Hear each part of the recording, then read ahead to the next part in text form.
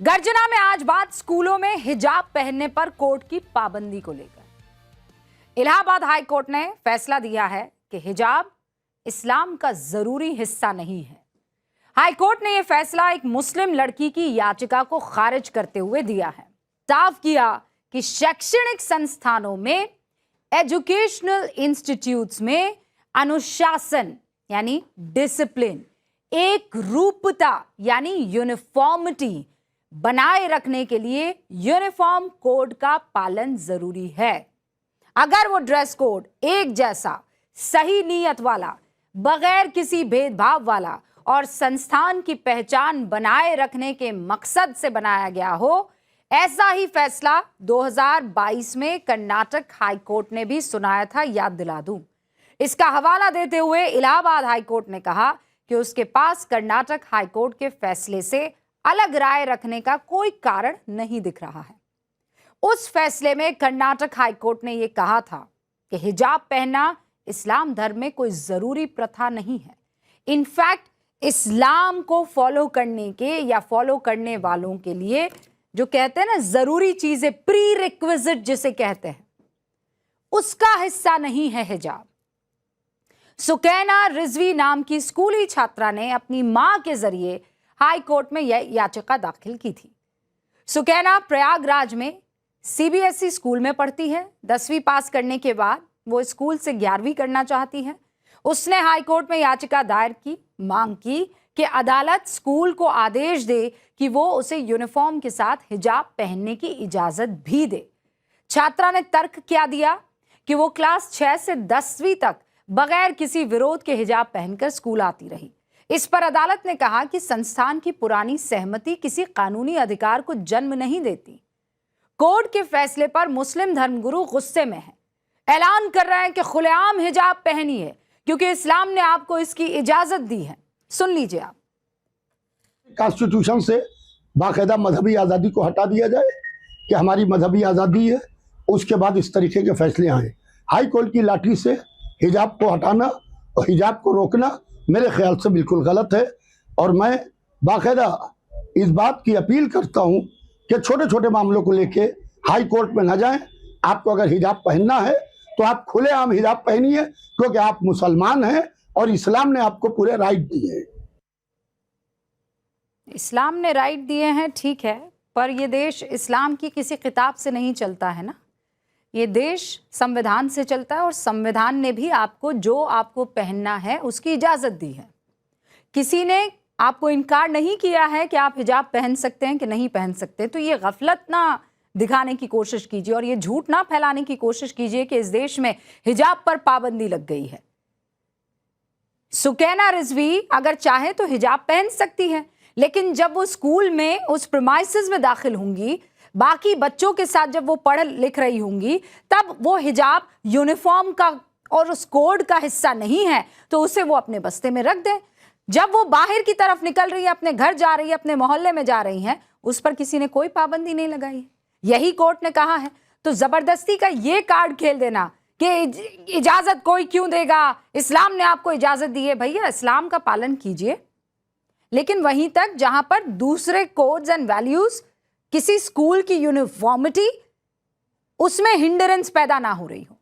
UP के अल्पसंख्यक कल्याण मंत्री ओपी राजभर संविधान का हवाला देकर मौलाना को कुछ सीख दे रहे हैं। सुनिए आप भी। देश संविधान से चल रहा है और संविधान में कहीं ऐसी व्यवस्था नहीं कि एक ही विद्यालय में, एक ही कमरे में 2 तरह का ड्रेस अलाउ हो। तो जो हाई कोर्ट का फैसला है, हाई कोर्ट का फैसला सही है। अब कोर्ट के आदेश में भी समाजवादी पार्टी बड़ी सफाई के साथ प्रधानमंत्री को इसमें लाने की कोशिश कर रही है। पहनावे को जोड़ रही है, पॉलिटिक्स को जोड़ रही है। आप सुन लीजिए। हमारे प्रधानमंत्री जी तो परिधान से पहचानते हैं और परिधान पहनने पर ही, मनपसंद का परिधान पहनने पर ही अगर रोक लगा दे तो हाई कोर्ट को मैं क्या कहूँ, फैसला कोर्ट का है तो कोर्ट के फैसले का खिलाफ तो कोई बोलेगा नहीं। बात तो सही है। कोर्ट ने कह दिया, कानून ने साफ कर दिया, लेकिन कुछ लोगों को अभी भी फैसले नहीं फतवे पसंद है। सवाल यह नहीं है कि आस्था क्या कहती है, सवाल यह है कि जब अदालत ने अपनी बात रख दी है तो एतराज किस हक से।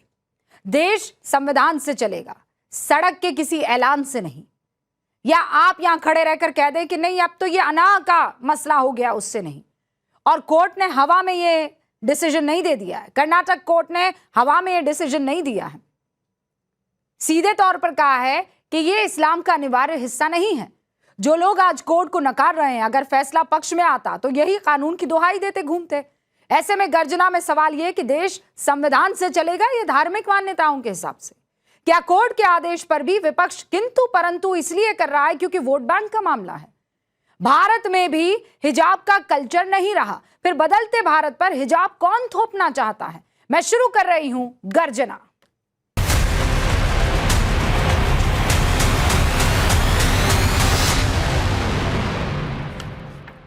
सारे गेस्ट मेरे साथ जुड़ चुके हैं और देखिए मैंने बहुत सोच समझ के ये पैनल आज बुलाया आपके सामने, इसलिए क्योंकि बेइंतहा तू मैं तो आपने सुनी ली होगी और उसे करने में कोई बहुत ज्यादा ताकत नहीं लगती। मैं बता दूं आपको, मजा तब आता है जब तर्क पर डिबेट की जाए, मजा तब आता है जब सवाल पूछें और उस सवाल का जवाब आए।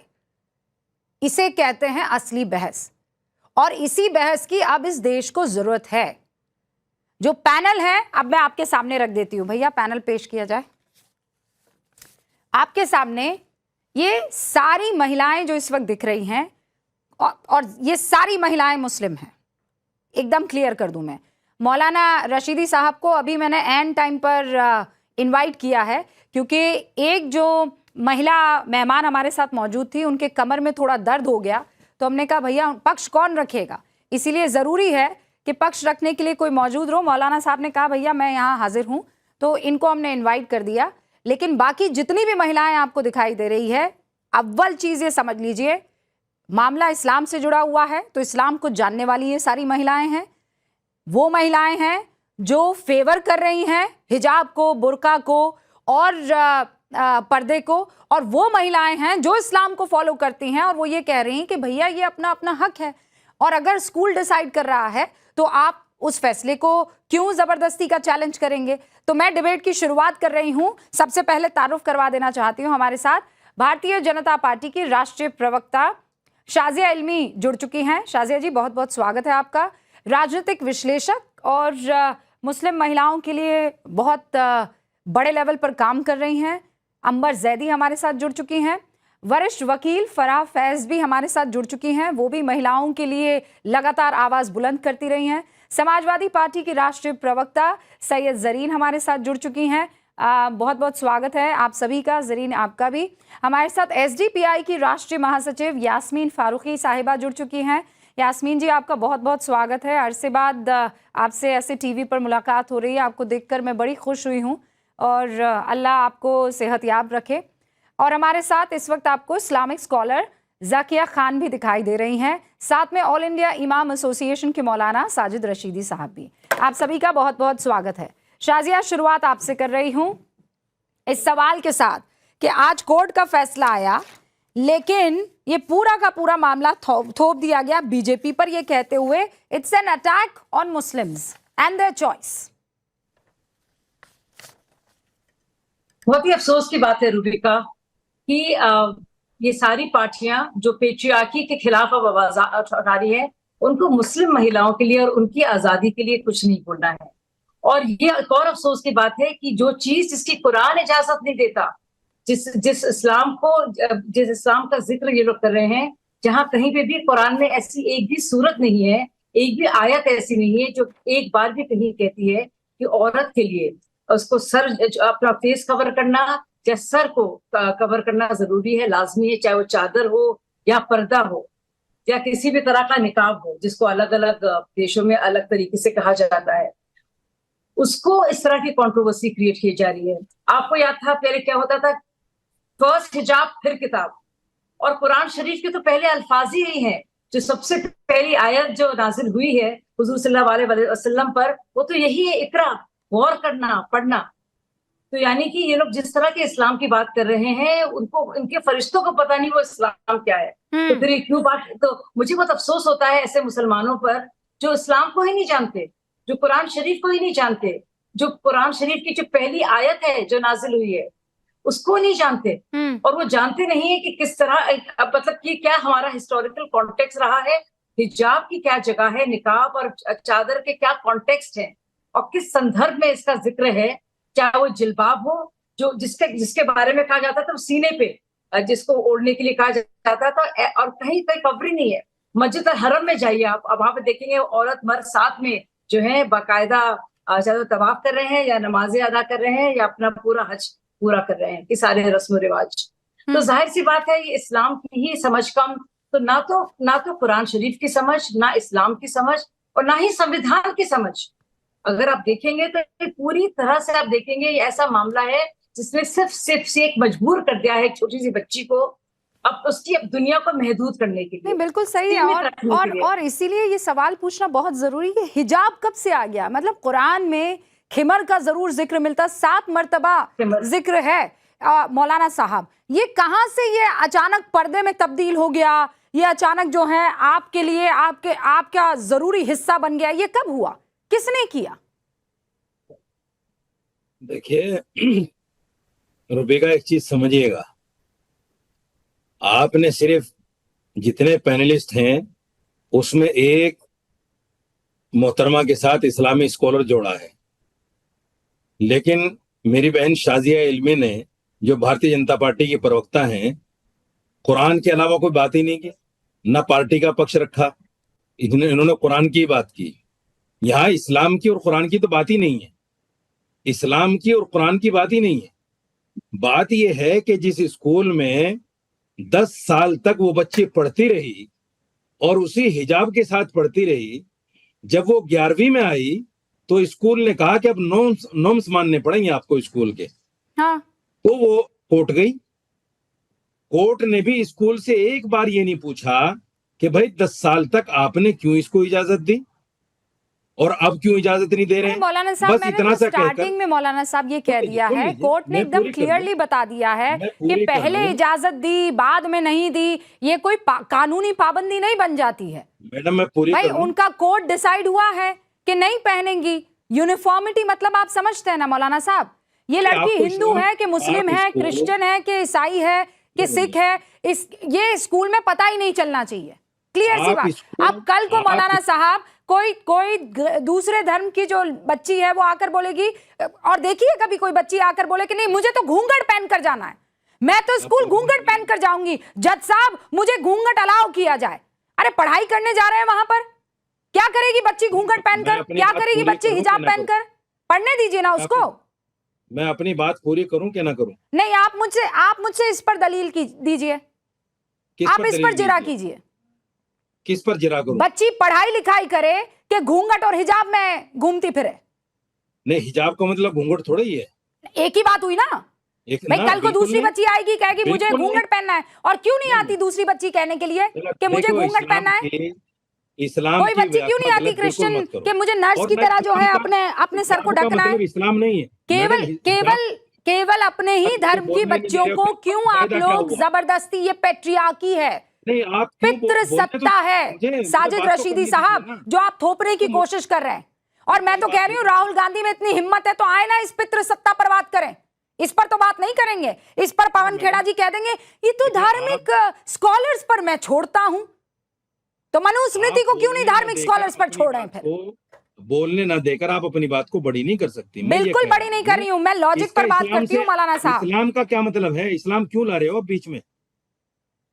अच्छा, तो खिमर का इस्लाम से वास्ता नहीं है? ये तो कोर्ट ने भी साफ कर दिया। हिजाब का इस्लाम से वास्ता नहीं है, इस्लाम का अनिवार्य हिस्सा नहीं है। हाँ नहीं है, मानते हैं आप? कोर्ट ने भी साफ कर दिया। और हिजाब देखिए, सुनिए मेरी बात सुन तो लीजिए, मुझे बोलने क्यों नहीं दे रही है? मैं ये कह रहा हूँ कि हिजाब का मतलब बुर्का तो है नहीं। हिजाब का मतलब अगर कहीं बुर्का हो तो मुझे बताएं, जिन्होंने कुरान की पूरी व्याख्या कर दी बैठ के, आप मुझे बताएं हिजाब का मतलब बुर्का है क्या? हिजाब का मतलब यह है कि एक कपड़ा अपने सर पर उस लड़की ने लपेट लिया, उसका मतलब है हिजाब। उसी को कोर्ट ने कह दिया भाई हिजाब जो है अनिवार्य हिस्सा नहीं है। पर्दे की तो वहां जिक्र ही नहीं है, पर्दे जिस पर्दे का जिक्र कुरान में है उसका तो कोर्ट में भी जिक्र नहीं है। अच्छा मौलाना अगर कोई कर रहा है तो बात मुझे बताइए, मैं फिर कह रही हूँ औरत की आजादी है कि वो जो चाहे वो पहने, है ना मौलाना साहब? मैं चाहूं कि हिजाब ना पहनूं ये मेरी मर्जी, मेरे सामने बहुत सी ऐसी अभी हमें मेहमान दिख रही हैं जिन्होंने अपना सर ढका हुआ है, ये उनकी मर्जी, इसमें किसी को कोई दो राय नहीं होनी चाहिए, वो अपने हिसाब से चुने। जकिया खान ने चुना है कि वो दुपट्टे को शैला की तरह ऐसे ओढ़ेंगी, वो उनकी मर्जी। पर मैं कह रही हूँ बच्चियों को पढ़ने दीजिए ना, ये पीयर प्रेशर क्यों डालना उन बच्चियों पर, जबकि ये इस्लाम का अनिवार्य हिस्सा नहीं है। उस आदमी का मुझे नाम बताइए जो प्रेशर डाल रहा है बच्चियों पे, बताइए नाम। मौलाना साजिद रशीदी। क्या अभिव्यक्ति की आजादी नहीं है? आदमी की निजी स्वतंत्रता नहीं है? ये निजी स्वतंत्रता कैसे हो गई के अंदर? वो नॉर्म्स 10 साल तक कहाँ गए थे स्कूल के? आप क्यों नहीं बोल रही हैं उस पर? 10 साल तक नॉर्म्स नहीं है। मैं अगर वो आपसे बच्ची कह रही हूँ 11वीं में गई तो नॉर्म्स आ गए। वो बच्ची गई ना कोर्ट में, जब कोर्ट ने फैसला दे दिया तो आप कौन होते हैं यहाँ पर ज्ञान देने वाले? मौलाना साजिद रशीदी साहब, मुझे ये बताइए, कोर्ट ने सब चीज क्लियर कर दी ना। जब बच्चों को 2 जज थे, 1 जज भी नहीं थे। सुनिए, जब बच्चों को हमारी सभ्यता, हमारे कल्चर के खिलाफ छोटे छोटे कपड़े पहना दिए जाते हैं तो नॉर्म्स बन जाते हैं, वो नॉर्म्स बन जाते हैं। और अगर कोई आदमी कहता है उन पर तो आप कहते हैं कि नहीं जी ये तो उनकी निजी स्वतंत्रता है, आप क्यों बोल रहे हैं उस पर? यहाँ जब बच्ची अपनी निजी स्वतंत्रता मांग रही है हाँ। तो आप क्यों नहीं देने चाहते उसको? मुझे ये बताइए, मैं और ये छोटी स्कर्ट और पर्दा और इसको आप कैसे एक थाली में परोसने की कोशिश कर रहे हैं, मुझे ये बताइए।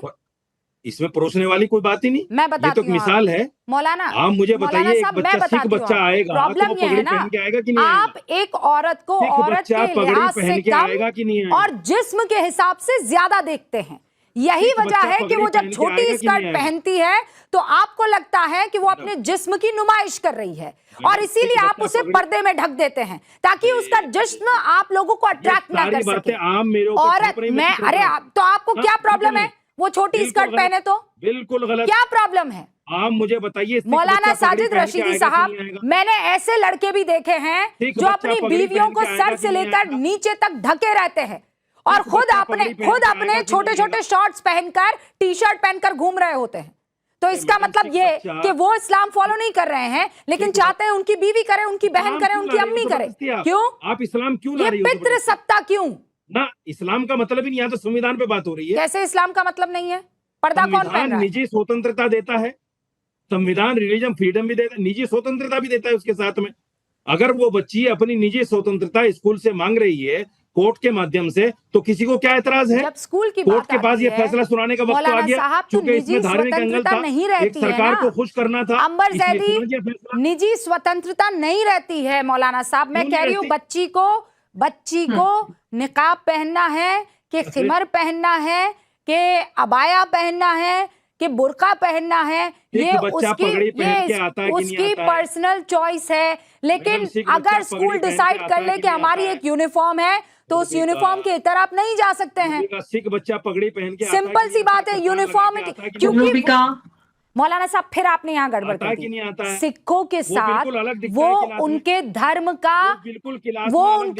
का अनिवार्य हिस्सा है। बुर्का, ये जो आप हिजाब की बात कर रहे हैं, अनिवार्य हिस्सा नहीं है। प्रूफ कीजिए ना, कोर्ट को किसी ने रोका है आपको?